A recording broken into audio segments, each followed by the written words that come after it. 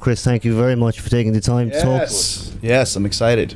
Of course, today is the first date of Fozzy's second European tour of 2011, which is monumental, really, to have two tours to the Europe continent in 1 year. It's really a successful endeavour to have that and to have a band that really is able to sell tickets like that and to constantly draw. Yeah, we try to come to Europe twice a year. We always have since we first came here in 2005. And we love coming here. We kind of consider it to be a second home for us. And people have always been very responsive to us from the first time we came here in 2004. So it's something that we always put a lot of importance into. And not just doing, you know, the Londons and the Manchesters and the Birminghams and the Dublins and the Belfast. We want to go, you know, here we are in Reading. Reading. It is. And, you know, we're hitting all the hot spots, York and High Wycombe and Wrexham. And, I mean, we tour everywhere in the UK as much as we can because we have a great fan base here. And we're actually a little bit sad that we didn't get to come to Ireland this time. We wanted to, but it just didn't work out. So hopefully next year. Brilliant. With the dates the last time led into the summer festivals, right? Mm-hmm. Sonosphere, a lot of your influences, I suppose, over the years, some of the heavyweights there playing. What was it like to be on stage, or certainly be part of a bill with such legends?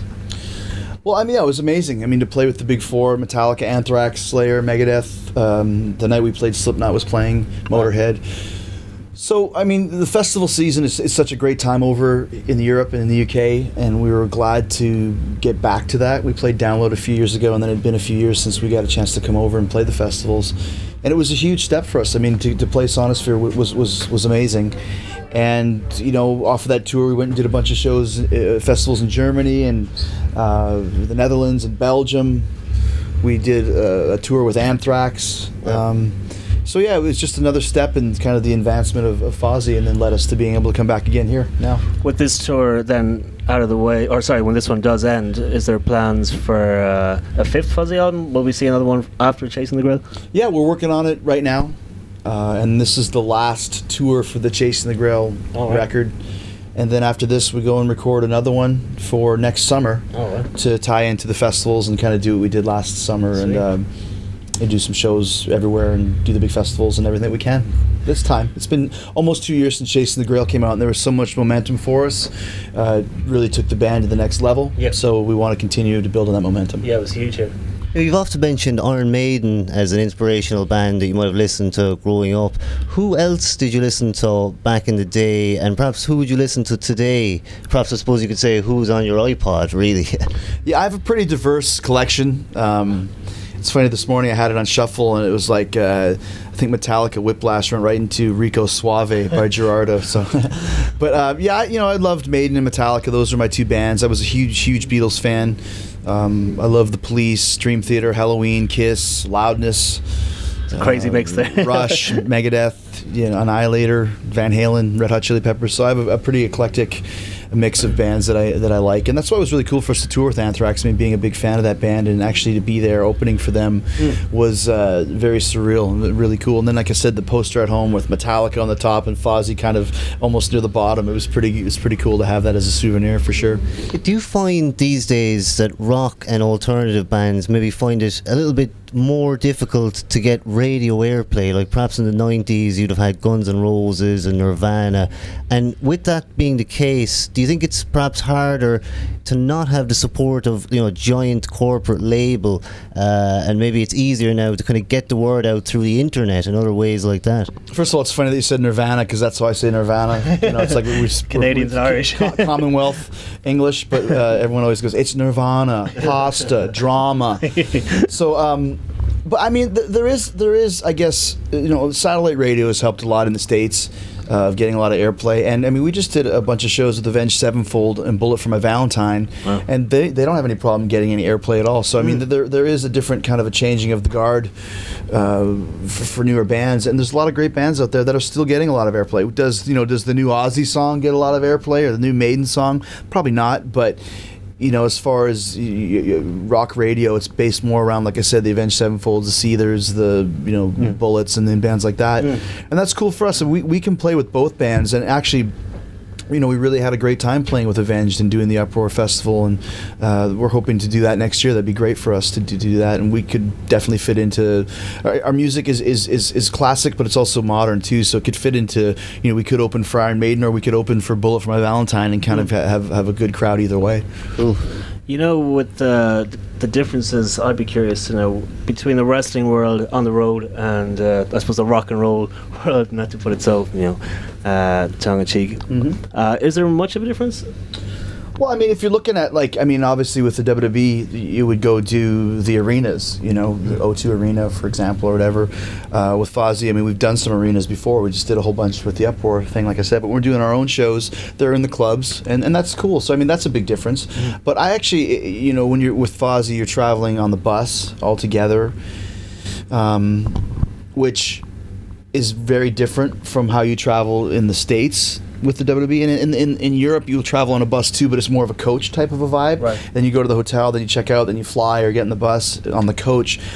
I'd rather tour on our bus because you got the bunks, you can sleep on it, you can watch movies. You know, it's just You have your space and comfort. have some space, have a couple drinks, relax. You know, not that you don't have drinks on the WWE buses, but it's just different.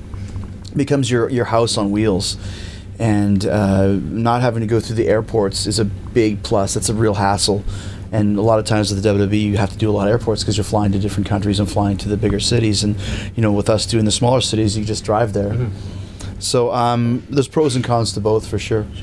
We say, well, a lot of reviews of Fozzy shows, you find there's a lot of praise for fan interaction. You're very accessible to fans, and even on stage, you're, you know, quite, I think, connected with fans. It's easy to see. Is there much of a transition, similar to that question, from being on stage to being a WWE star, and also then, of course, the fact that, you know, is it like cutting a promo essentially when you're talking on the mic, and do you even think high spots in the midst of a show? Well, I mean, I never considered myself, you know, just a wrestler. I was always an entertainer, and I've been playing in bands way longer than I was a wrestler. I've been playing in bands since I was 12. So when I first started wrestling, I didn't want to be a wrestler. I wanted to be, you know, David Lee Roth, Paul Stanley of wrestling. So I kind of always took what they did on stage and tried to bring that to the ring. And then, you know, now doing, you know, being my own frontman with Fozzy, I mean, they're kind of reciprocal, you know, and basically whether it's wrestling or music or acting or whatever it is, you have to connect with the audience and you have to engage them, you know, and make sure they're involved and make sure they're having fun and kind of lead the charge. And that's what you do anytime you perform in front of a live crowd. It doesn't matter what form of entertainment it is. So I never really think of it in wrestling terms, and I never really think of wrestling in wrestling terms. It's more entertainment. That's how I look at it. That's how I always did look at it. Right. To make choices like going into something like Dancing with the Stars, or what do they call it? It's Dancing with the Stars. Over here it's under Strictly. Right. What do they call it? Strictly something. Strictly Ballroom. But in a sense, would that be the same from you to say, I want to go into this because it's entertainment, or because it's just fun and you're away from the ring and you just want to kind of try other stuff in the entertainment Well, I mean, side? it doesn't always relate to being away from the ring. Like I said, like I've always done other stuff besides wrestling for my entire career. Sure. Yeah, and Dance with the Stars was offered to me a couple times, and I said no. And then the third time, I thought, well, why not? It is all entertainment, and doing that show actually, I mean, talk about just increasing my notoriety and my fan base times 1,000. And actually, physically, I mean, dancing is very hard, and anybody that makes fun of it or thinks it's not should just try it for one day, because I knew it was going to be hard, but it was one of the hardest things I've ever done. It actually reminded me of training for wrestling, to be honest with you, because you're doing it over and over and over and over again.